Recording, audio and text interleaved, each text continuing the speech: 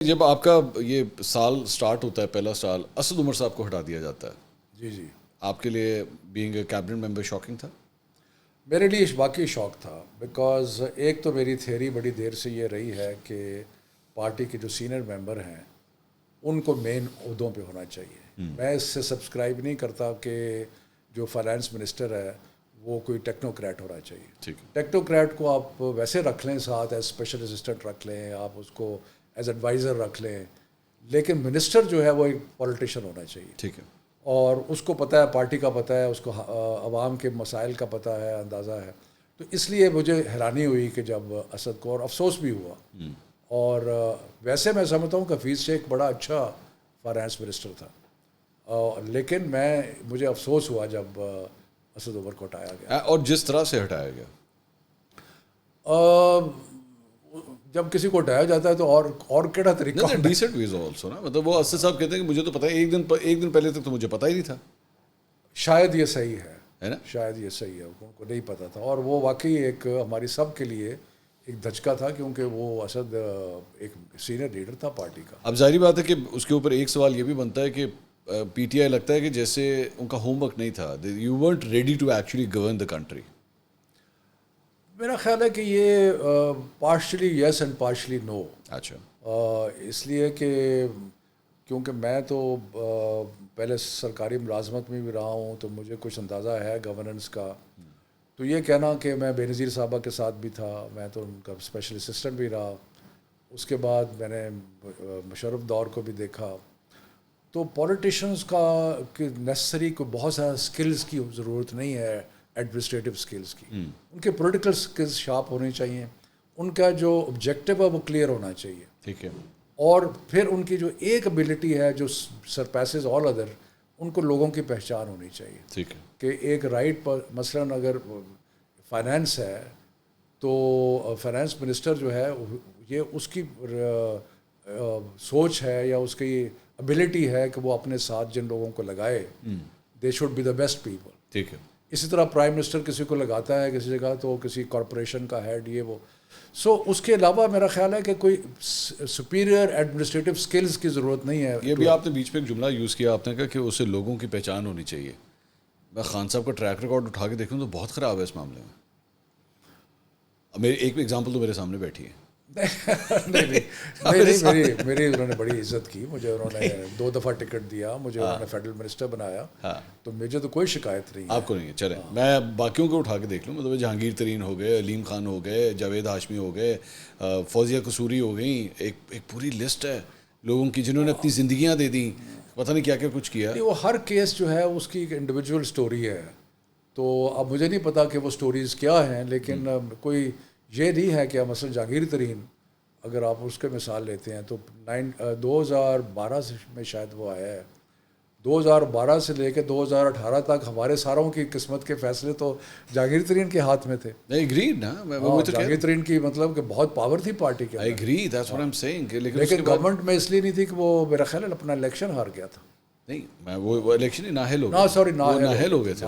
لیکن وہ پھر اس کے بعد ڈمپ کر دیا گیا نا، ان کو بھی ڈمپ کر دیا گیا. ٹھیک ہے. وہ کس طرح سائڈ لائن ہو. اچھا، اس کے بعد جہانگیر ترین صاحب، آج ان کا کیمپ یہ بات کہتا ہے کہ خان صاحب کو اس ڈیسیجن کے بارے میں پہلے ہی پتہ تھا، اور یہ بیسکلی بیلنسنگ ایکٹ تھا کہ جی خان میاں صاحب کو اگر ادھر سے کیا ہے تو یہاں سے خان صاحب کو تو اڑا نہیں سکتے، چلو ترین صاحب کو اڑا دیتے ہیں، اور ترین صاحب کی قربانی دے دی گئی. ہاں ٹھیک ہے جی، اڑا دیں ان کو.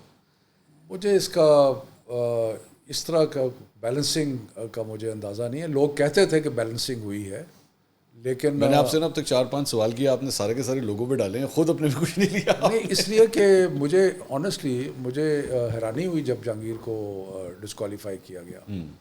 اور حالانکہ میری کوئی جہانگیر سے اتنی بنتی نہیں تھی پارٹی کے اندر، ٹھیک ہے، لیکن مجھے افسوس بھی ہوا کیونکہ ایک آدمی کو آپ ساری عمر کے لیے ڈسکوالیفائی کر دیں.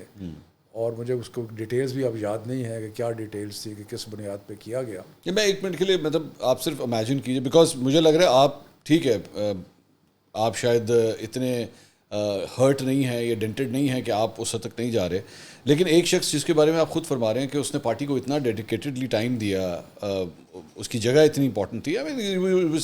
Technically number 2 in the party no. Jahangir Tareen was number 2 in the party. لیکن وہ کس نہج کے اوپر آ گیا وہ شخص کہ اس نے جو خان صاحب کا سب سے بڑا حریف تھا اس کے ساتھ الائنس کرنا زیادہ بہتر سمجھا کہ یار میں اینڈ ہی نیو کہ this is going to be a suicidal political move کہ آبویسلی آپ کا ووٹ بینک ڈسٹرب ہو جاتا ہے اس کی وجہ سے, لیکن اس نے کہا یار میں یہاں تک چلا جاؤں گا, ان کے ساتھ میں مزید نہیں چل سکتا. کتنا کو بندہ تنگ آ گیا ہوگا. منصور یہ سیاست جو ہے نا بڑی بے رحم ہے. اچھا, اس کے اندر کوئی کسی کا نہیں ہے.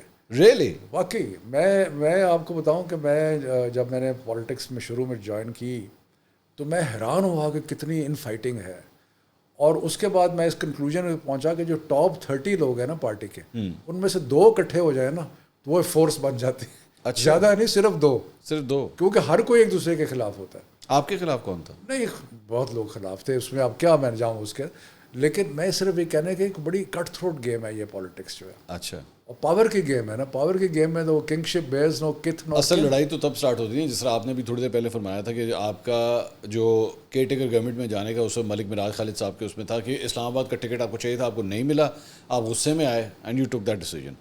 یہاں پہ بھی ظاہری بات ہے جب ٹکٹ بٹ رہا ہوتا ہے الیکشن کے لیے, اصل لڑائی وہاں سے سٹارٹ ہوتی ہے کہ ٹکٹ کنوں ملے گا, اس لیے کہ لوگ آگے جانا چاہتے ہیں obviously. Some one would want کہ یار شفقت صاحب, اور شفقت صاحب سے ٹکٹ لینا اور بھی اوکھا, کیونکہ اگر آپ 2013 میں جیت چکے تھے تو 18 کا ٹکٹ تو آپ کو ڈینائی ہو ہی نہیں سکتا تھا.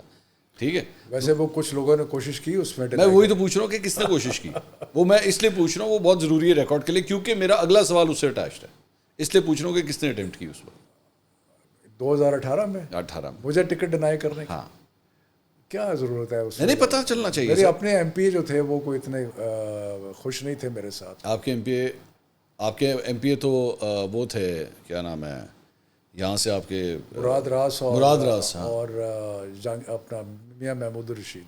ہاں, لیکن بعد میں ہم ٹھیک ہو گئے تھے آپس میں. نہیں وہ جب الیکشن ہو گئے تو پھر ٹھیک ہی ہو جائے, لیکن آپس میں ہمارے کچھ تھوڑے پرابلم. یہ جو wanted the M N A seat, یہ جو M N A M P A ہے نا, یہ ایک بڑی اسٹرینج ریلیشن شپ ہے. Love hate relationship. یہ پہلے ایک حد تک آپس میں نفرت چلتی ہے, پھر پیار ہو جاتا ہے, کیونکہ آپ ایک ہی حلقے میں ہے نا. ہاں, اور آپ سپورٹ کرنا پڑتا ہے, سپورٹ کرنا بھی پڑتا ہے, اور آپ کی آپس میں دل نہیں کر رہا ہوتا, چھوٹی موٹی لڑائی بھی جاری رہتی ہے. اچھا, ظاہری بات ہے دونوں ونگز جو ہوتے ہیں وہ تو ان کا بہت امپورٹنٹ رول ہوتا ہے ایم این اے کے لیے. وہ تو لیکن ویسے میں آپ کو جنرلی کہہ رہا ہوں کہ generally speaking in fighting with in the parties جو ہے نا, مجھے آپ کوئی چھوٹی سی چھوٹی پارٹی دکھا دیں, اور اگر اس کے اندر آپ گھسیں گے تو اگر 20 لوگ ہیں تو 20 میں بھی آپس میں لڑائی ہو رہی ہوگی.